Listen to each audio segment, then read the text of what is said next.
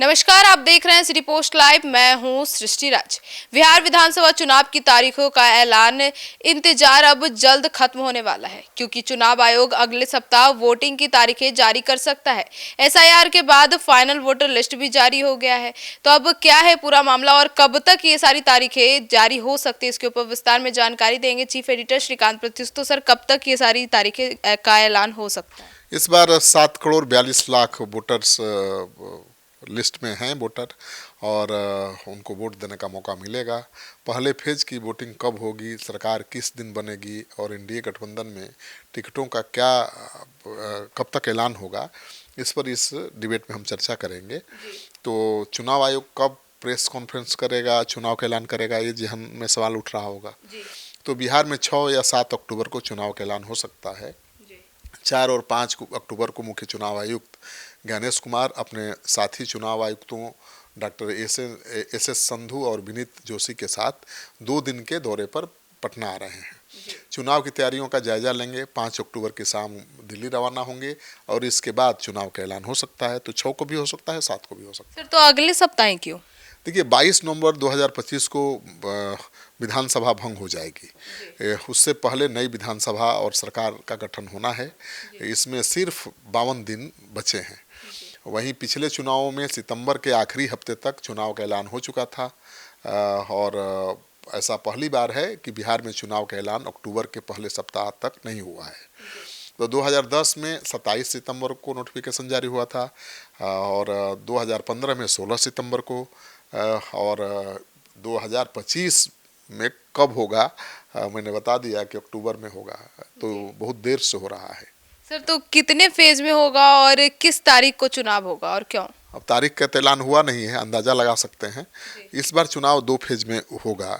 इसके पीछे 2 बड़े कारण है कि भाई, जो रिप्रेजेंटेटिव ऑफ पीपुल एक्ट है, उसके अनुसार बिना वोटर लिस्ट के जारी हुए चुनाव नहीं कराया जा सकता है।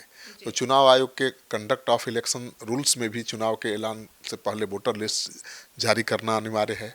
तो बिहार में स्पेशल इंटेंसिव रिवीजन यानी एसआईआर चल रहा था, और 30 सितंबर को फाइनल वोटर लिस्ट जारी हुई है। अब इसकी वजह से तारीखों का ऐलान नहीं हो रहा था। अब ऐसे हालात बन गए हैं कि कम वक्त में ही चुनाव कराना होगा। नोटिफिकेशन जारी होने के 25 दिन के अंदर पहले फेज की वोटिंग हो सकती है। मानकर चलिए कि अगर 7 अक्टूबर को चुनाव का ऐलान होगा तो 10 अक्टूबर को नोटिफिकेशन जारी हो सकता है, और इसके 25वें दिन यानी 3 से 5 नवंबर के बीच पहले फेज की वोटिंग हो सकती है। तो सर, काउंटिंग यानी कि चुनाव के नतीजे किस दिन आएंगे और क्यों? देखिए, जब जब चुनाव होता है तो भाई काउंटिंग तो होगी। 10 नवंबर से पहले चुनाव के नतीजे आने की संभावना है। अभी तक पैटर्न ये है कि लास्ट फेज की वोटिंग के 3 दिन बाद काउंटिंग शुरू होती है। अगर लास्ट फेज की वोटिंग 7 नवंबर को हुई तो 10 नवंबर को रिजल्ट आएगा, लेकिन अगर 5 नवंबर को लास्ट फेज की वोटिंग हुई तो 8 नवंबर को ही नतीजे आ जाएंगे। 2020 में आखिरी चरण का मतदान 7 नवंबर को हुआ था और वोटों की गिनती 10 नवंबर को हुई थी। तो सर, नई सरकार कब तक बनेगी? देखिए, सबके जहन में सवाल है कि नई सरकार कब तक बनेगी। तो 17वीं विधानसभा का कार्यकाल 22 नवंबर 2025 को खत्म हो रहा है। इसका मतलब है कि 22 नवंबर से पहले नई सरकार का गठन हो जाना चाहिए।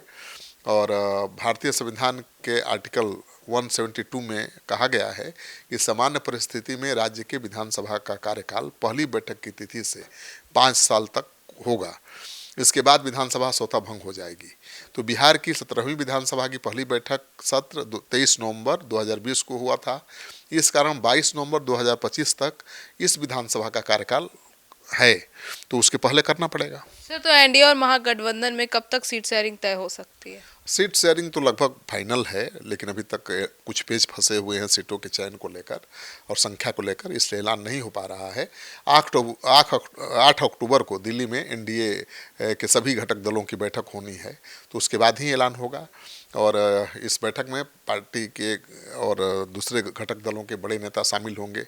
माना जा रहा है कि इसमें सीट शेयरिंग पर अंतिम फैसला लिया जाएगा, क्योंकि इस बैठक से पहले बिहार में चुनाव की तारीखों का ऐलान होने वाला है। महागठबंधन में सीटों का बंटवारा 10 अक्टूबर से पहले होने की संभावना है। वीआईपी पार्टी के सुप्रीमो मुकेश सहनी ने 28 सितंबर को कहा था कि दशहरा के दिन बता देंगे कि कौन सी पार्टी कितने सीटों पर लड़ेगी, लेकिन अभी तक तो बताया नहीं है। और महागठबंधन के सीटों की शेयरिंग का फार्मूला भी सामने नहीं आया है, तो इंतजार करिए।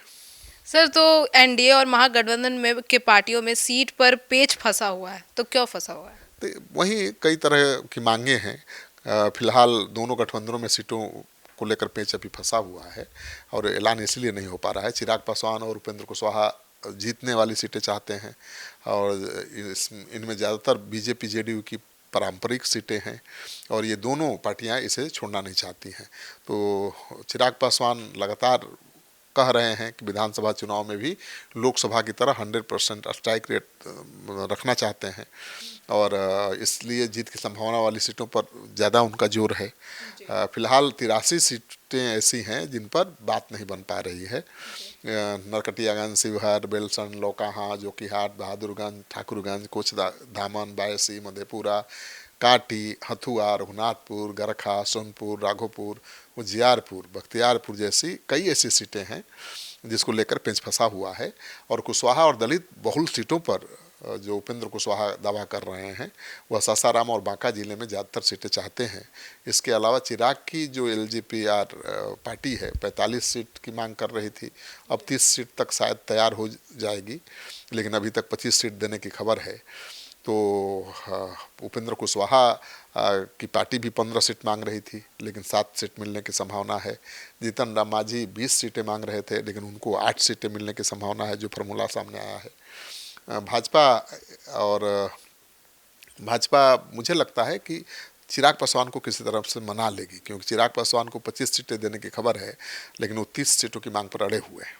सर, तो आखिर बीजेपी और जदयू अपनी सीट में फेरबदल करने के लिए क्यों तैयार नहीं है? क्यों तैयार होगी? जिसकी जो पारंपरिक सीट है वो फेरबदल होगा तो उसके कार्यकर्ता नाराज हो जाएंगे।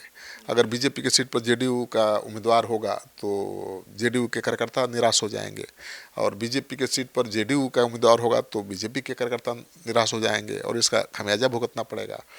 देखिए, पिछले चुनाव में जीती हुई 74 सीटों के अलावा कम मार्जिन से हारने वाली 10 सीटों मतलब कुल 84 सीटों को छोड़ना नहीं चाहती है बीजेपी। और कम मार्जिन में से हारने वाली सीटों में कल्याणपुर है, किशनगंज है, कुढ़नी है, सिवान है, बखरी है, भागलपुर है, बक्सर भी है, डेहरी, औरंगाबाद भी है और बोधगया भी है। जेडीयू 60 सीटों पर कोई फेरबदल नहीं करना चाहती है। इसमें 2020 में जीती गई 43 सीटों के साथ सिंहेश्वर, दरभंगा, ग्रामीण, गायघाट, महाराजगंज, बड़हिया, मढ़ौरा, राजापाकर, मटिहानी, अलौली, खगड़िया, नाथनगर, घौरिया, जमालपुर, इस्लामपुर, करहगर सीट शामिल हैं।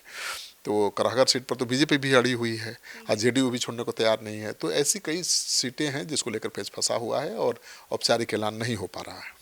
तो महागठबंधन में भी ऐलान होने वाला था, तो अब कब तक ऐलान हो जाए? अब मुकेश सहनी का तो डेडलाइन फेल हो गया।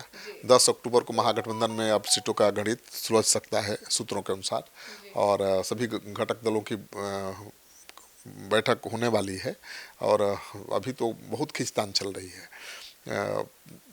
तनाव कांग्रेस और आरजेडी के बीच भी है, कहा जा रहा है। 2020 के चुनाव में कांग्रेस 70 सीटों पर चुनाव लड़ी थी और केवल 19 जीत पाई थी। कांग्रेस का मानना है कि 70 में से 51 सीटें इसलिए हार गई क्योंकि वहाँ बहुत कमज़ोर जनाधार था। इस बार पार्टी ने ऐसी सीटों को लेने से इनकार कर दिया है। ठीक है, इधर आरजेडी भी नहीं मान रहा। मीडिया रिपोर्ट्स के मुताबिक कांग्रेस पिछली बार की हारी हुई 51 में से 37 सीटें लेने को तैयार नहीं है। 37 सीटों में से 21 वैसी सीटें हैं जिन पर 2010-2015 विधानसभा चुनाव में आरजेडी और कांग्रेस समेत महागठबंधन उम्मीदवार हार गए थे। तो पेंच इसको भी लेकर फंसी हुई है और महागठबंधन में सीटों की दावेदारी भी बढ़ी है। कांग्रेस पार्टी 76 सीटें मांग रही है, मुकेश सहनी 60 सीटें मांग रहे थे लेकिन अब 40 पर आ गए हैं। माले पिछले बार के अच्छे प्रदर्शन के दम पर 40 सीटें मांग रहा है। तो सीटों की संख्या बहुत ज़्यादा है, मांग मतलब बहुत ज़्यादा है, इसलिए भी पेच फंसा हुआ है। तो मुझे लगता है कि अब समय तो है नहीं, अब चुनाव की घोषणा हो जाएगी 6 तारीख को या 7 तारीख को, तो उसके बाद तो ऐलान करना ही पड़ेगा उम्मीदवार, क्योंकि नामांकन शुरू हो जाएगा। तो मानकर चलिए कि 10 के पहले या 10 तक महागठबंधन भी अपने सीटों का ऐलान कर देगा और उसके बाद घटक दल अपने उम्मीदवारों के नाम का भी ऐलान कर देंगे। जी, तो सुना आपने हमारे इस डिबेट को। तो अब जल्द ही चुनाव की तारीखें भी ऐलान होने वाली है और सभी पार्टियों का सीट शेयरिंग का फॉर्मूला भी तय होने वाला है। इस पूरे मामले पर आपकी क्या राय है, कमेंट सेक्शन में जरूर बताइएगा। तो फिलहाल इस खबर में इतना ही। आगे की खबरों के लिए जुड़े रहिए हमारे साथ और देखते रहिए सिटी पोस्ट लाइव। धन्यवाद।